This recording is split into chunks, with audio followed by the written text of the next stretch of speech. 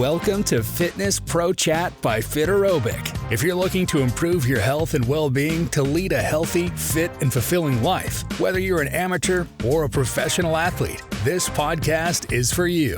We'll dive deep into the world of health and wellness, backed by scientific evidence, by bringing in expert advice, practical tips, and inspiring stories through our insightful interviews and engaging discussions. Now, on to the show.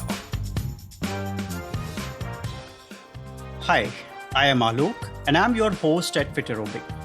Welcome to Fitness Pro Chat, the podcast by Fiterobic. I am excited to speak today with Michael Stein, a yoga instructor for the last 30 years. Michael has served as director of Ashtanga Yoga, New Paltz, and has led many workshops, teacher trainings on yoga in his lifetime in the United States. Let's join Michael for an exciting discussion today. Welcome to the show, Michael. It's a pleasure to host you. Great to meet you. Thank you. Today, Michael and I are going to try and decipher some good insights about yoga and learn how someone who is interested in yoga can start their journey. Let's transition to our first question, Michael. Please tell all of us about yourself. We're also interested to learn where your journey towards becoming a yoga instructor started. Sure. I really started at a young age. I was lucky. I would say I was blessed that my parents were both into yoga, involved in yoga in the 1970s. And we would go on different holidays, sometimes to an ashram locally in New York State, sometimes to an ashram in the Bahamas, going to places where we could study yoga and just enjoy ourselves away from New York City, where we lived most of the time. And I learned a lot of yoga through the Shivananda School of Yoga, which was created by Swami Vishnudevananda. And I learned a lot of yoga through the Integral Yoga School in New York City, which was started by Swami Satchidananda. Wow. And I'm just very lucky that I was able to be introduced at a young age. One thing I've seen is whatever we do at a young age, it kind of sticks with us, even if we don't do it for a time. We can usually pick it back up. If somebody skis a lot when they're 5, 6 years old, they generally have the balance for the rest of their life. So it felt like that with yoga as well. Absolutely. So I was reading your profile online and came to know how your parents took you into yoga holidays. And you just mentioned about some of these holidays. So it would be exciting to discuss about your yoga holidays. What were the key lessons you imbibed at these holidays? There were a lot of lessons. I think a lot of it was listening to people speak about esoteric subjects and Hindu philosophy, being introduced to the Hindu gods as manifestations, different parts of the world or different parts of nature was very interesting to me. My background was Jewish culturally, but I liked hearing the different stories as a young child. And I liked also seeing how that could be representative of what's going on in the world. And also it was inspiring to see certain teachers like Swami Vishnudevananda speak and tell about his own journey from India and his relationship with his guru, Swami Shivananda.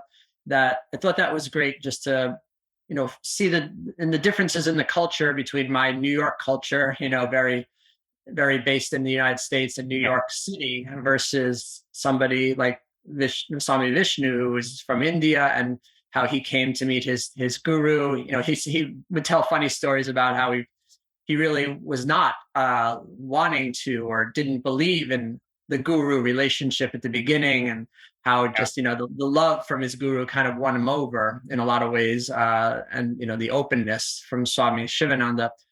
And just being around certain people there who were very adept at the yoga practices, at the asanas. When I was in the Bahamas, especially the yoga retreat in the Bahamas, is a beautiful place to practice. So that always made me, interested. But as a young person, as a 10 years old to 15 years old, couldn't really sit still very well. So it was just hard for me to even do the yoga sometimes because I didn't want to stop and rest at all. I wanted to keep moving. And some of the things were more, restful.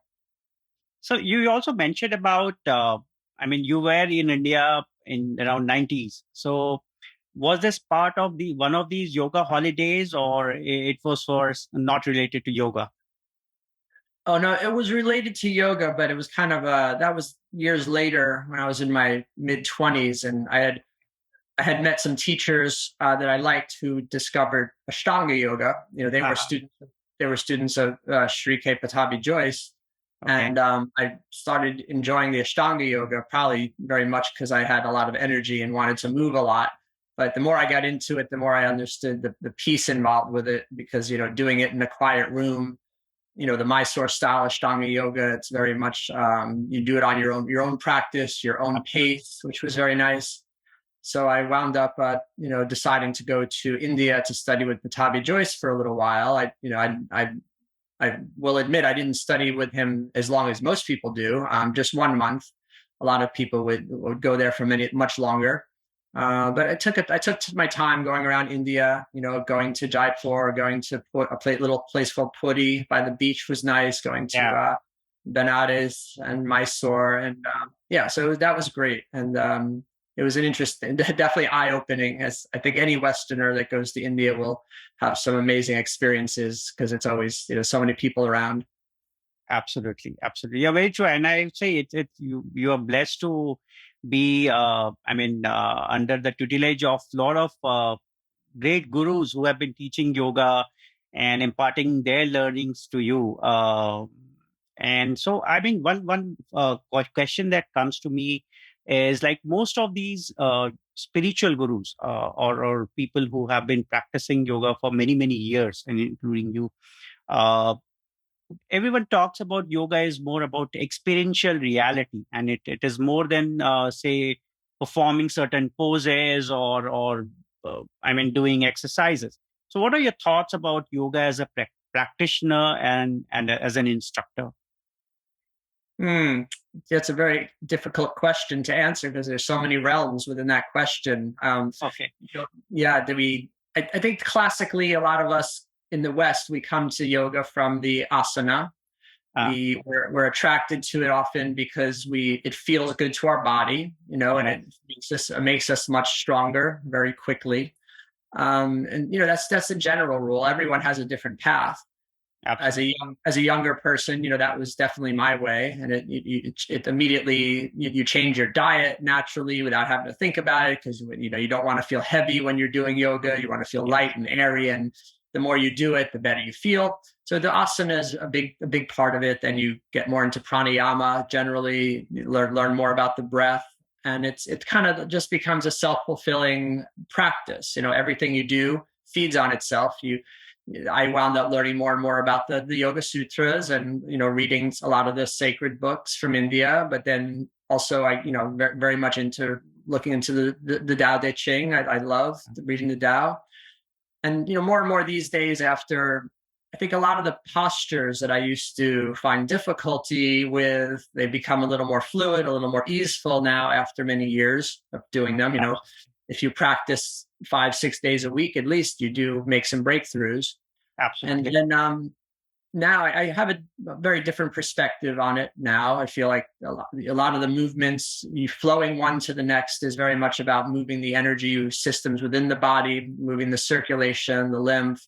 It's more subtle energy in a lot of ways. Once the postures don't become, it's not even about how difficult they are, because you can still move all the energy even if the postures are difficult for you. It's a matter, I feel, of having less struggle when you're in the pose, True. just really accepting where you are in the posture, and then moving to another posture and trusting your intuition. So I try to, within my own practice, really trust what feels right for me. And now that I've done it for so long, instead of always following the same sequence, which is also a good practice, but just not for me right now. And so it becomes a lot more, I don't, it becomes a lot more inside. It's an internal practice more than an external practice, True. even though it looks like an external practice. You know what I mean? So it's much more about the breath. It's much more about moving subtle energy within the body and the different organs than just creating muscle. Absolutely, absolutely. I mean, I would say, especially now, we see, and if I log into, say, a social media platform, I mean, we most often we see yoga is now increasingly being viewed as an exercise, and most people believe, or have started to believe, that only people who have flexible bodies or special physical agility or someone who can do contortion poses. So they are capable of, or they are the only ones who can perform yoga. So it would be good to understand your perspective about like how yoga is not about contorted poses. And you talked about flow of energy. It would be good to understand more in detail how yoga is very different from just an exercise, but a life changing experience, which most of us are unaware about. Sure. Yeah, you're right. I agree with you there. Well, first of all, yoga, I can never view yoga as a sport. And a lot of exercises are viewed very much as a sport because there would be a goal or there would be a competitive practice within the sport. True. There could be a winner. Even if you do the sport in a lighthearted manner, there's often a winner. You can't really create a winner or a hierarchy in yoga, in my opinion.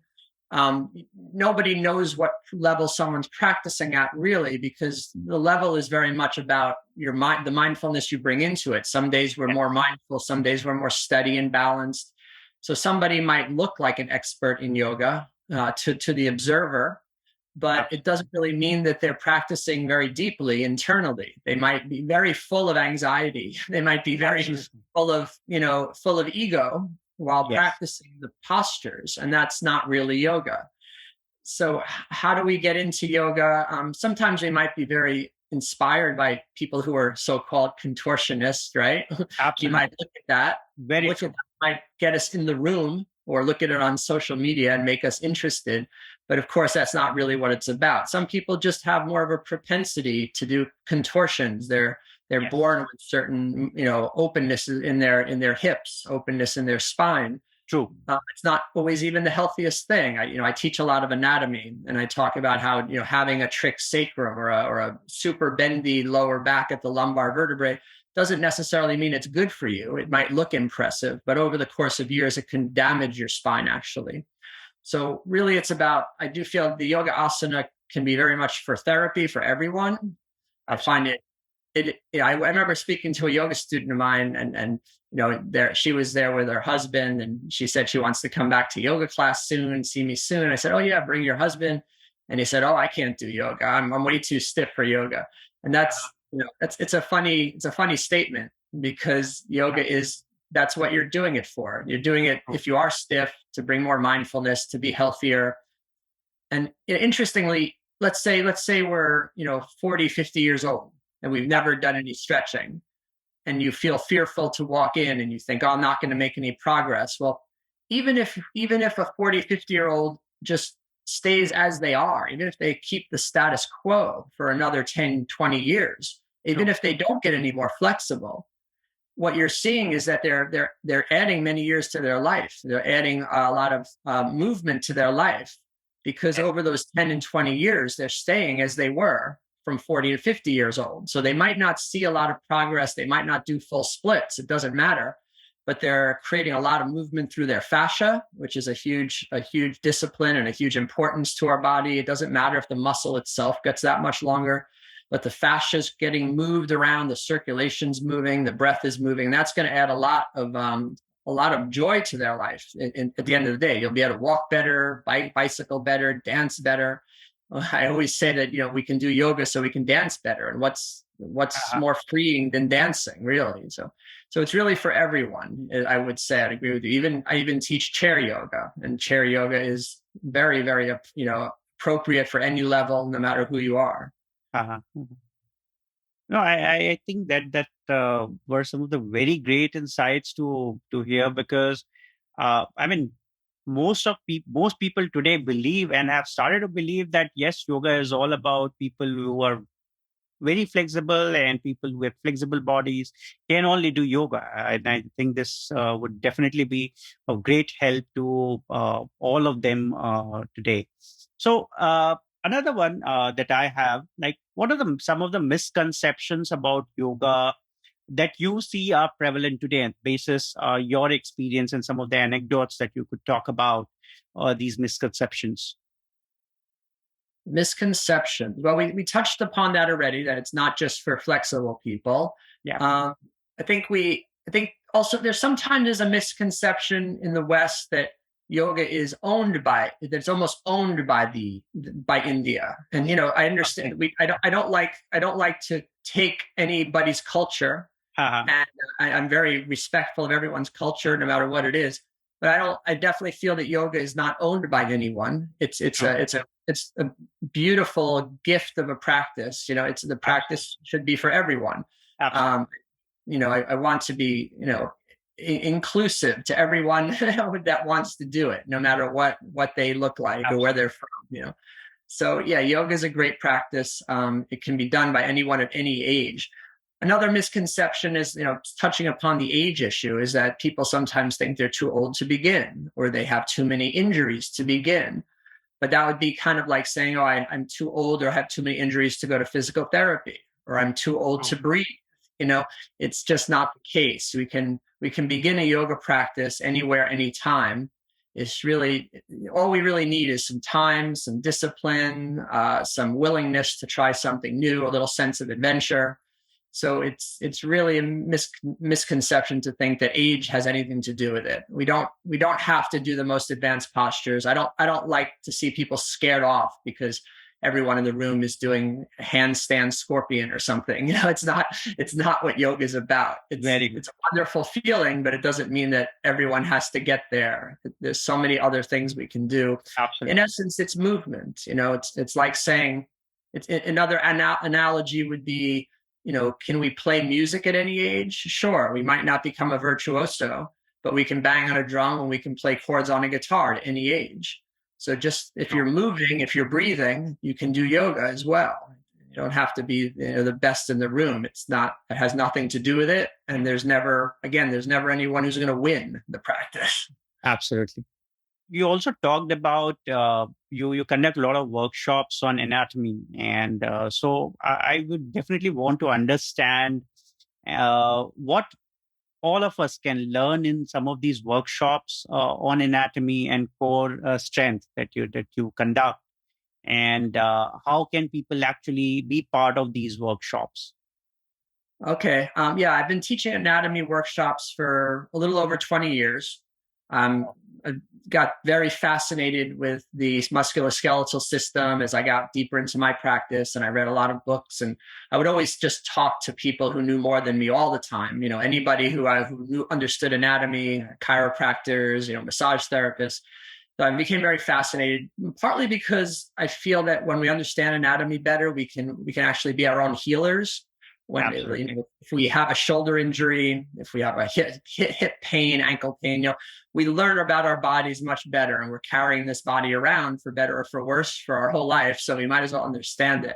So when we really understand anatomy well, we can make our own sequences, create our own therapies out of the yoga practice. And of course, we can pull from other practices, because yoga is not everything. I've learned more and more to pull from Pilates and calisthenics and do things that will strengthen around the joint. One thing that yoga sometimes lacks in some forms of yoga, some styles, because there's so many different styles of yoga, obviously, some styles will lack the strength around the joint spaces. Yes. So just like if you visualize a door opening and closing, we don't want to have the screws in the door loose. We want the screws in the door to be stable and tight. Otherwise, the door can fall off the hinges. In the same way, we don't want the tendons around our joints to be loose. We want the strength around the muscle and the tendons at the shoulder joint, the hip joint, the knee joint. We need these muscles to be fairly strong and stable. So I do teach a lot of my anatomy workshops where the muscles are, how you can stabilize the joints through strengthening the muscles, because it's important to understand what the action of each muscle is. Obviously, we don't have to understand every single muscle, but the major muscle groups, the quadriceps, the hamstrings, the deltoid, the shoulder girdle, the gluteals, all these muscles, in addition to others. When we understand how they work, how they strengthen, and what movements we can use to strengthen them, then we can also heal ourselves a lot quicker from injury. On the other side of the coin, we can understand about how to do the opposite. If you know how to strengthen a muscle, you generally can learn how to stretch it pretty easily. Absolutely. Because you just do the opposite of the strengthening movement. So yeah, anybody can reach out to me on Instagram or any which way to get into an anatomy workshop. I also teach private classes, online and all, there's always different options to learn more. Sometimes I like to do a private yoga class followed by an anatomy session. It's build up a little bit of knowledge of each. Absolutely. Thank you so much for that, sharing that. So next one, I want to understand, like, what is the first step to learning yoga, and how can someone who wants to start yoga at home become a practitioner of yoga? Uh-huh. I'm not sure I really recommend learning yoga at home unless you have to. If you're learning yoga at home, there's a lot of mistakes that can be made with the alignment. And so sometimes depending on the personality of the person, sometimes people might push too hard.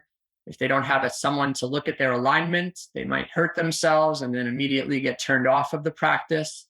If you have to do yoga at home, there's definitely options. Of course, there's thousands, millions of YouTube videos. There's so many books out there. I'm not going to recommend one because it depends what type of practice you want to do. There's at least, 10 yoga styles I can name off the top of my head. There's probably more than that. But so I recommend finding a teacher that you resonate with, someone that feels like someone who's safe, someone you trust. I think trust is a big part of having a teacher, because you want to trust them to, maybe even manipulate you in the posture a little bit gently. Sometimes I think just finding someone who has a regular yoga practice who can refer you to a good teacher is good. And knowing what type of person you are also. Some people want a more gentle class. You might take a class with the Shivananda style or the integral yoga for a more gentle class. If you want the real strict alignment-based yoga, you might do the Iyengar style, or an alignment flow class. There's a lot of classes, of course, that are vinyasa, that's based on Ashtanga yoga, which is if you want more of a dance-like class, if you're already fairly limber, or if you just want to feel the movement more. I try to teach a yoga class that is dance-like generally, but also not too fast. One thing I would say is don't go to a yoga class, especially at the beginning, that moves too quickly. You want to feel each posture for what it is. If you can flow from one posture to the next, but you want to hold each posture for at least 5 or 6 long breaths, so you feel the benefits of each pose. Otherwise, you can be flailing your body around, and it's just not going to have the therapeutic value. Absolutely. Absolutely. So I come to the next one, which is more on the restorative and the curative part of good health. And most people see yoga as a restorative and curative channel to good health. So from your experience, are there any anecdotes which you want to share that highlights the restorative and the curative aspects of yoga? Yeah, there's many of those. I mean, I've known a lot of people who have had lower back issues. Sometimes slight herniations of the disc in their back. Where the disc between the vertebrae moves a little bit out of place. Doing back bending postures regularly. Doing whether it's cobra or variations of camel pose. Camel pose is one of the most curative back bends I find, because it's so symmetrical. So it opens up the spaces between the vertebra, and it also stretches our psoas muscle on both sides equally. Not everybody can do camel pose to its full form.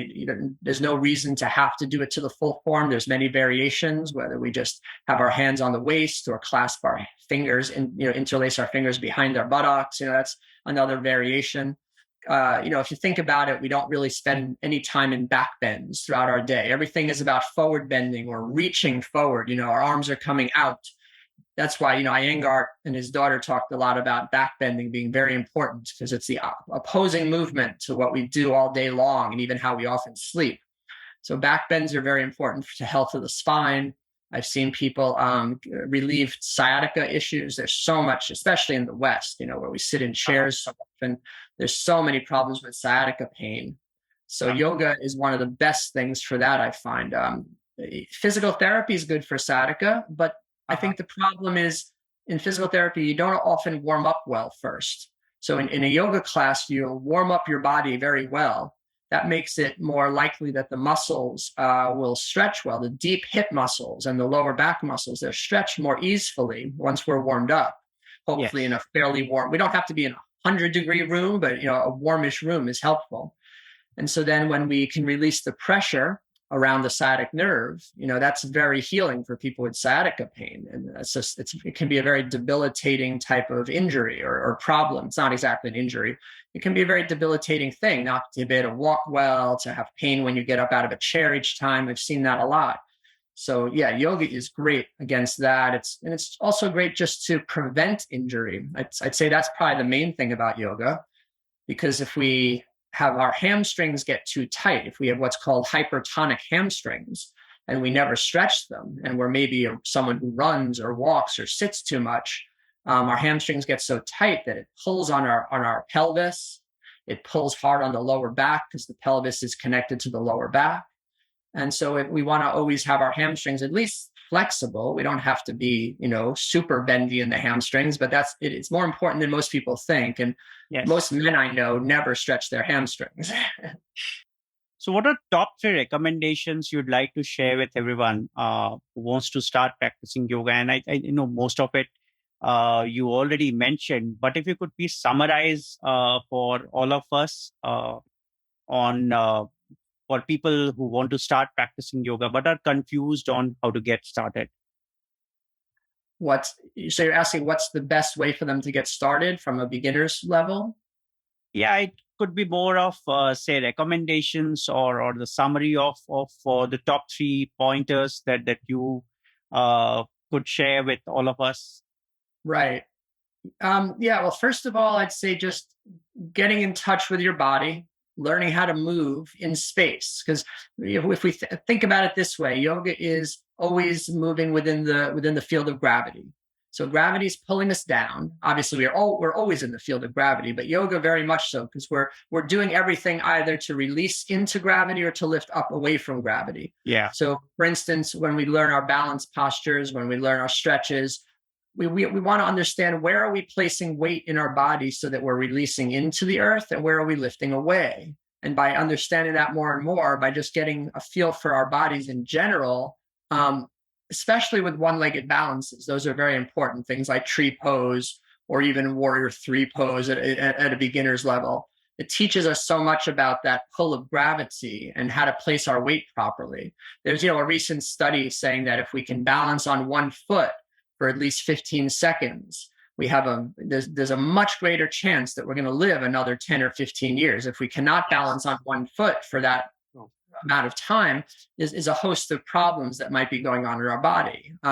So one-legged balance is important. Learning just how to distribute your weights, taking the feet in different positions and distributing the weight in different areas is very important. That's also part of yoga. And then, of course, like I said, having a really good instructor, because the instructor is going to make a profound difference in your alignment and how healing it is, and making sure you don't hurt yourself. A lot of yoga teachers will say, obviously the first part is ahimsa, right? Doing non-violence to others, but of course also to ourselves, and not to have an aggressive attitude with our practice. We don't want to be forcing ourselves into shapes. So I would say to anyone who's beginning, don't imagine you're making a shape that you're seeing in a book or on social media. That's not important to make that shape. Everyone has a very unique body, so everyone should be finding their own practice within the posture. That was great, Michael. Great to listen from you. And definitely, I would say all of us would have got a lot to learn from the insights that you have shared today. Once again, thank you so much for your time. And I look forward to speaking with you again and delve deep into different aspects of yoga. That's a wrap. Thank you for listening to Fitness Pro Chat by Fiterobic. We hope you had key takeaways from today's episode and learned something new. Don't forget to download and subscribe so you don't miss the next episode, and leave us a rating and review on your favorite platform. In the meantime, reach out to us on Instagram @Fiterobic or through our website, fiterobic.com. And remember, failures will only make you strong and better learn. Take care, stay healthy, and live a fulfilling life with Fiterobic.